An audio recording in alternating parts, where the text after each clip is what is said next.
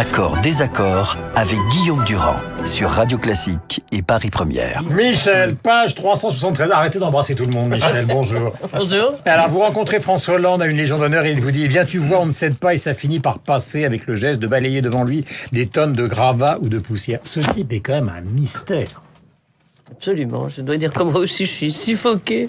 Parce que vous le connaissez depuis des années. Ouais. Vous l'avez croisé des dizaines de fois. Qu'est-ce que c'est que cette histoire et comment peut-il s'être fait avoir par des gens qui ne sont pas ses ennemis? Parce que s'il a reçu Davé et l'homme, c'est parce que les deux accablent Nicolas Sarkozy depuis des années et qu'il a dû croire au début de ses 60 heures qu'il faisait une bonne affaire. Moi, je suis un peu gêné parce que j'ai pas beaucoup d'heures. Mais oui. Avec François Hollande. Oui. Enfin, j'en ai. Simplement, je l'ai vu une fois par an, mettons, enfin, en dehors de réunions, mais je l'ai vu une fois par an pour faire le point. Pendant ces 4 ans, moi je lui ai jamais posé de questions. Peut-être que je lui ai jamais posé de questions sur les juges. Jamais posé de questions sur les joueurs de football. Mais je continue à penser que ça fait beaucoup de temps quand même consacré aux journalistes et que. Bon, chaque fois je sors de cette rencontre avec une interrogation, c'est-à-dire est-ce qu'il est acteur ou est-ce qu'il est acteur ou spectateur? Et c'est vrai que dans la catégorie philosophique, tout le monde se souvient justement de ce qu'on appelle l'hubris ou l'hybris, je me souviens pas très bien, mais c'est cette exaltation du narcissisme d'un pouvoir déclinant. C'est ça. Alors qu'il ne l'était pas. Il a passé quand même des années comme premier secrétaire du Parti socialiste à essayer de rabibocher des gens, de faire la synthèse entre les différents courants, sans beaucoup de considération pour lui-même en quelque sorte. Et puis d'un seul coup, est-ce que c'est l'Élysée, est-ce que c'est la fonction suprême qui fait que quand on y est arrivé, on dit causez toujours, vous y êtes pas arrivé? C'est possible. 10 avril, puisque c'est un livre qui est un journal. Macron lance son mouvement prévisible. Bien sûr, il ne l'a pas fait contre la volonté de François Hollande. Alors là, deuxième stupéfaction quand je lis le truc, c'est qu'en fait, il a mis sur orbite le type qui va le tuer. Alors, qui va le tuer, on verra s'il le tue tout de suite ou plus tard, j'en sais rien. Mais quand vous êtes dans le viseur du sniper, que ce soit dans 5 minutes ou dans 2 heures, ça revient au même. C'est vrai qu'il y a, de ce point de vue-là, il y a une grande méconnaissance des gens, finalement, autour de lui. Parce que, vous vous rappelez déjà, pour Christiane Taubira, quand Christiane Taubira, il ne voulait pas que Christiane Taubira démissionne. Donc, les rencontres avec elle ont duré pendant une semaine, presque un mois. Et donc, au bout d'un mois, Christiane Taubira a dit, écoutez, excusez-moi, je publie un livre, je m'en vais. Donc, il y a quand même, je trouve, une drôle de perception des autres. Et c'est sans doute ce qui est arrivé avec Emmanuel Macron. Il a pensé qu'Emmanuel Macron serait fidèle. Si on fait, Michel, une sorte de lignée justement de ceux qui ont dirigé la France à gauche, c'est-à-dire François Mitterrand, point numéro 1, qui s'est fait piéger peut-être un peu par le verbatim de Jacques Attali. Lionel Jospin pendant 5 ans. Très peu verbatim. Très peu. Verbatim était très correct et à sa gloire. Rien du tout.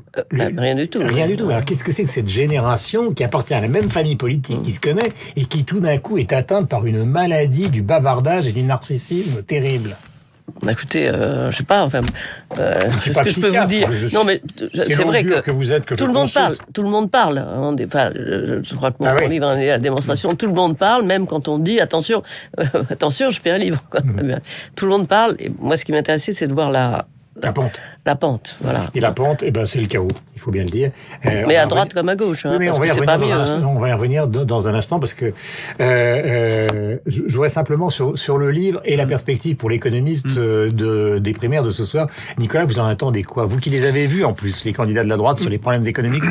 J'en attends beaucoup de choses et j'en attends beaucoup de bien, à vrai dire. Moi, je trouve que on critique beaucoup cette primaire, mais je trouve que le débat est plutôt intéressant. Les programmes économiques sont de bon niveau. Je vais même vous le dire comme je le pense. Grosso modo, les programmes économiques se ressemblent en réalité. Les différences sont non pas des différences de nature, mais des différences de profondeur, d'ambition dans les réformes. Mais les réformes sont à peu près toutes les mêmes. Je pense que ça correspond à peu près aux réformes qu'il faut faire pour le pays. Alors bien évidemment, les thèmes qui ont été mis en avant ces dernières semaines sont pas, à mon sens, les thèmes les plus importants ni ceux qui me passionnent le plus. Je pense que les questions d'identité, de racines gauloises, etc. ne méritaient pas qu'on y passe autant de temps. Mais non, moi je trouve que c'est de bon niveau. Et donc, on a des points de comparaison intéressants en ce moment, notamment celui de la campagne américaine. On sort de primaires aux États-Unis, où on voit, vous savez, on critique souvent la France, mais là, on voit qu'il n'y a pas photo.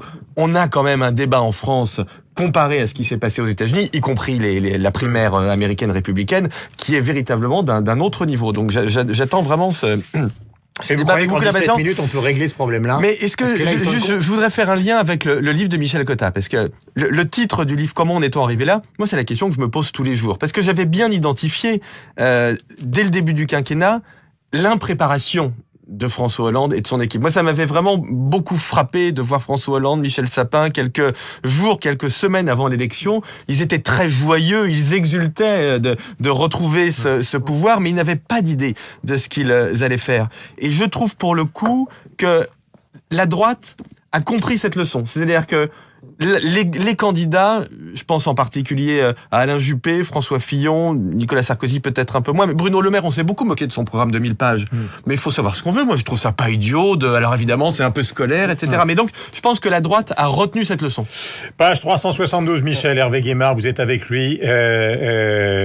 Semble penser, je vous cite, parce que j'aime bien citer les livres que j'ai plaisir à lire, semble penser, malgré toutes ces mises en garde sur le trucage possible de la primaire, que Juppé s'en sortira et que Sarkozy ne pourra pas l'entourlouper. Bayrou, écrivez-vous, pense le contraire, virgule, moi aussi. Alors c'est peut-être Bayrou qui m'a convaincu sur le moment. Alors, non, Bayrou a toujours eu les plus grandes défiances par rapport à la primaire. Moi, je pensais que... d'abord, je ne pensais pas qu'il y aurait autant de candidats, et je pensais que dans le tête-à-tête Sarkozy-Juppé, Sarkozy, qui avait tous les leviers en main, pouvait pas truquer, mais orienter beaucoup plus sur les sympathisants. Maintenant, à partir du moment où le corps électoral change, c'est-à-dire où on a l'impression que c'est plus seulement les militants, mais alors une partie des Français, alors évidemment, je sais pas si ça ne peut pas être truqué, en tout cas, il y a trop de mécanismes maintenant, il y a trop de mécanismes, Thierry Solère et la haute autorité ont été impeccables pendant tout le temps de la préparation. Donc, voilà. Maintenant, je pense à ce que vous avez dit là sur la préparation des hommes politiques de droite. C'est-à-dire que la préparation était finalement une espèce de contre-préparation de ce qui s'est fait, mais de ce qui n'a pas pu se faire aussi. Oui. Parce que moi, je veux bien que la loi du travail, on puisse, que la pénibilité, pas la pénibilité, la productivité, etc., ça puisse être arrangé, mais enfin, jamais, justement, et ça fait partie du chaos, jamais la droite n'a accepté de faire le moindre petit pas vers une des propositions qui allait dans un sens de réforme de François Hollande. Et c'est ça quand même qui marque le quinquennat aussi. Oui, dans le livre, il y a une confidence que vous en avez souvent parlé, par exemple, qui rappelle une des grandes batailles politiques françaises du début des années 2000, c'est le fameux CPE de Villepin. Parce qu'on découvre dans le livre que Hollande dit finalement, c'était extrêmement bien, ce truc-là, si ça avait pu marcher, ça aurait été formidable, qu'une grande partie des leaders de droite, l'autre jour, je recevais Thierry Breton, on disait, si on avait fait ça, on serait sorti des problèmes du chômage. Alors ça a donné une bataille terrible politique. Donc c'est la politique qui est néfaste. Par exemple, quelqu'un comme Thierry Breton, qui ne fait pas de politique, est un des seuls. D'accord, mais qui est un des seuls quand même à dire. De Jacques Chirac. Voilà, de l'économie. Un des seuls à dire aujourd'hui. Aujourd'hui, à dire voilà, ça va dans le bon sens, on peut accepter telle proposition, etc. Mais il faut dire que sur ce terrain, la droite ne l'a pas suivi. Moyennant quoi, évidemment, on peut vous dire que sous Sarkozy, la gauche n'a pas accepté un certain nombre de choses qui allaient aussi dans ce sens. Donc je trouve que ce jeu entre la droite et la gauche est quand même insupportable. Je voudrais qu'on écoute quelques éléments du zapping de la matinée. On poursuivra cette réflexion ensemble. Ségolène Royal sur France 2. Ça devait être compliqué pour elle d'intervenir sur les confidences de François Hollande. Elle l'a fait. Lorsque l'on gouverne, on doit être à son travail, on doit rendre des comptes, on doit obtenir des résultats. D'une façon générale, il faut que le débat politique reprenne de la hauteur. Que ce soit aux États-Unis d'Amérique, que ce soit en France, dans les grandes démocraties qui sont regardées par le reste du monde, il faut impérativement que le débat politique prenne toujours de la hauteur. Élément important aussi, Jean-Christophe Lagarde sur RTL, sur le ralliement de l'UDI, donc d'une grande partie des centristes à Alain Juppé. Je ne pense pas que les ouvriers d'Alstom, quand ils se réveillent le matin, ils se posent la question de savoir s'ils sont gaulois. Leur question est de savoir s'ils vont avoir du boulot, si leur gosse va pouvoir réussir à l'école, si partant d'ouvrier, on peut devenir cadre ou on peut devenir un patron. Voilà la question en réalité. Alain Juppé a la qualité et la vertu, la solidité et la constance. Et il se trouve qu'il a la volonté de rassembler et de réconcilier. Voilà, porte-parole d'Alain Juppé. Ça fait un peu de juppéiste ce matin, mais nous sommes équilibrés sur l'ensemble, évidemment, de la séquence. Ne vous inquiétez pas, voici Jean-Pierre Raffarin qui parle des confessions de François Hollande. C'est à la fois un acte de désespéré, parce que c'est irrationnel, c'est d'une certaine manière inintelligent, c'est contre lui, c'est contre ses propres intérêts. Où est sa réserve? Où est sa pudeur? Où est son intimité? Enfin, tout ça, et au fond, ça a quelque chose de tragique. Voilà donc les propos essentiels donc de la matinale. Pourquoi vous parlez, Michel, de l'ombre mortifère de Nicolas Sarkozy sur la droite? Je vous ai lu. Ça se voit un peu quand même pendant cette primaire. On voit très bien comment... C'est-à-dire quoi? Il n'y a pas le bilan réel du quinquennat qui a été fait, tout revient au dernier moment. Quelle est cette idée au fond? De se représenter, vous voulez dire? Non, pas de se représenter, mais mortifère. Qui a une sorte de non-dit finalement autour de... Oui. Une sorte de non-dit, et dites vous-même à un moment, une certaine forme de violence autour de Nicolas Sarkozy. Il y a un non-dit parce que pendant positive des années, et négative. Pendant 5 ans, beaucoup de gens, d'abord Nicolas Sarkozy s'est fait beaucoup d'ennemis, mais ça, on le sait, mais surtout beaucoup de gens qui étaient peut-être ses ennemis n'ont pas osé le dire. Il faut dire que la façon dont Nicolas Sarkozy fait peur aux gens de son parti est absolument incroyable, parce qu'il y a une espèce d'autorité naturelle, de violence naturelle, qu'il combat naturellement, mais qui fait peur aux gens. Alors au fond, tous ces gens qui se sont tus pendant 5 ans, ont considéré, comme Jean-Pierre Raffarin, qui le dit assez bien dans ce livre, qu'à un moment donné, la page Sarkozy devait se tourner. Et puis voilà. Moi, j'ai une image frappante, c'est le meeting de Villepinte, où il y avait évidemment tous les hiérarques de la droite à l'époque, avec Carla Bruni, et on se souvient de la présence de Gérard Depardieu assis à côté de Madame Chirac. Et au fond, pour les décrypteurs d'images que nous finissons par être en vieillissant, ils étaient tous au meeting, mais on voyait bien que tous n'avaient qu'une seule obsession, c'est qu'ils perdent, en fait. Ça se voyait sur leur tête.